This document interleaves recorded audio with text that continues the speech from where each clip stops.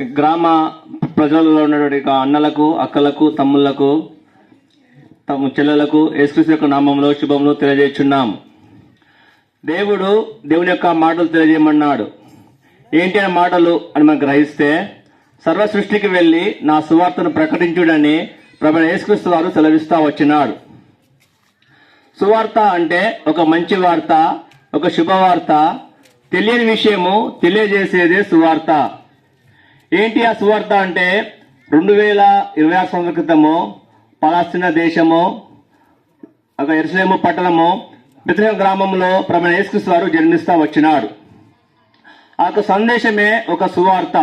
ఆయన ఎందు నిమిత్తము జన్మించాడు అంటే, మనము పాపములో జన్మించి పాపములో జీవించి పాపంలో మరణిస్తే దానికి ఫలితము నిత్య నరకము.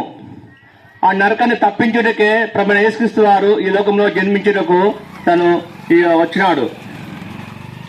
అయితే విషయం ఏంటంటే, ఒక గ్రామానికి ఒక అధికారం గల వ్యక్తి, ఒక సర్పంచ్ ఉంటాడు. అదే ఒక జిల్లాకు అధికారం గల వ్యక్తి కలెక్టర్ గారు ఉంటారు. అదే ఒక రాష్ట్రానికి ఒక ముఖ్యమంత్రి అధికారిగా ఉంటాడు. ఒక దేశానికి అధికారం గల వ్యక్తి ఒక ప్రధానమంత్రి ఉంటాడు. అదే విధంగా ఈ సృష్టి అంతటికి ఒక అధికారం గల వ్యక్తి ఒకరు ఉన్నారు. ఎవరు అంటే అదే ప్రభువైన యేసుక్రీస్తు వారు. వాక్యం ఏం సెలవుస్తుందంటే, దేవుడు ఒక్కడే, దేవునికి నరులకు మధ్యవర్తి ఒక్కడే, ఆయనే క్రీస్తు నరుడు. ఆయన జన్మించిన విధం ఆయన ఏదో జన్మించాడంటే ఆయన పరిశుద్ధంగా జన్మిస్తా వచ్చినాడు. ఎందుకంటే మనుషుడు తను చెప్పిన మాటను అతిక్రమించి పాపము చేసి తన నరకానికి వెళ్తున్నాడు. అయితే మనుషుడు నరకానికి పోవడం ఎంత మాత్రమో ప్రభుకు ఇష్టం లేదు కనుక తను జన్మించి ఈ భూలోకంలో ఒక 33 సంవత్సరాలు జీవిస్తా వచ్చినాడు. తను జీవించిన కాలమంతా కూడా తన యొక్క ప్రభు రాజ్యం గురించి ఆయన ఎంతో పరిచయం చేస్తూ వచ్చినాడు. అనేకులు కుంటివారిని బాగు చేసినారు, గుడ్డివారిని బాగు చేస్తూ వచ్చినాడు, కుష్ఠరోగిని బాగు చేస్తూ వచ్చినాడు, ఇంకా పక్షవాయుగల వారిని బాగు చేస్తూ వచ్చినాడు, ఇంకా చనిపోయిన వారిని లేపుతా వచ్చినాడు. ఎందు నిమిత్తం అంటే తన యొక్క పరలోక రాజ్యం చేరాలంటే మనిషి యొక్క పాపం నుండి మనం విమోచన కలగాలని. దానికి ప్రాయశ్చిత్తం అంటే ఈ యొక్క కోళ్ళది, గొర్రెలది ఏదైనా రక్తం చెల్లిస్తే దానికి మనము విముక్తులం కాలేము.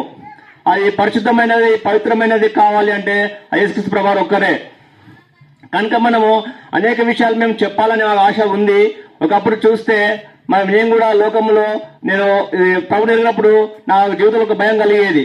ఏంటి అంటే, నేను చనిపోతే ఎక్కడికి వెళ్తాను, ఆ ఒక భయం నాలో కలిగింది. అది ఎవరిని అడిగినా మనకు చెప్పలేని వారుగా ఉన్నారు. కానీ ఒకసారి ఒక తాత చెప్పాడు, ఏంటంటే యేసుప్రభు నమ్ముకుంటే నువ్వు పరలోకానికి వెళ్తావు. ఎందుకు అంటే లోకంలో ఇప్పుడు ఎంతో మంది త్రాగుబోతులు మారుతున్నారు, దొంగలు మారుతున్నారు, ఇంకా అనేకమైన తప్పులు అనేక పాపాలు చేసేవారు ఇప్పుడు మారుతున్నారు.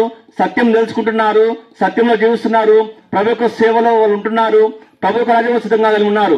అలానే దేవుడు ఆ విధంగా చూస్తున్నాడు. ఎవరైతే తన సత్యము తెలుసుకొని సత్యంలో జీవిస్తే వారికి నిత్య రాజ్యం ఉంటుందని ప్రభు చెప్తున్నాడు. అదే నేనే మార్గమును, నేనే సత్యమును, నేనే జీవమును, నా ద్వారా తప్ప ఎవరినో పరలోకార్యం చెల్లిన ప్రభు చెప్తున్నాడు. కనుక మనకు తెలిసిన విషయం ఏంటంటే, అనేక విషయాలు చెప్పే ఆశ ఉంది, కానీ మేము చెప్పలేకపోతున్నాము. మా యొక్క సహోదరు దగ్గర పత్రికలు ఉన్నాయి, తీసుకోండి, చదవండి, సత్యాన్ని గ్రహించండి, మీ యొక్క నిత్య రాజ్యానికి మీరు సిద్ధంగా అండి. ఇంకా అనేక విషయాలు చెప్పాలంటే, మా అడ్రస్ భూపాల్పల్లి, ఆ యొక్క హెబ్రోన్ ఆరాధన మందిరం ఉంది. ఆ యొక్క మరి జిఎం ఆఫీస్ రోడ్ ప్రక్కన ఉంటుంది. ప్రతిరోజు అక్కడ కూడికలు ఉంటాయి. రండి, మీరు సత్యం తెలుసుకోండి, వాక్యం వినండి, దేవుని యొక్క రాజ్యంలో సిద్ధపడండి.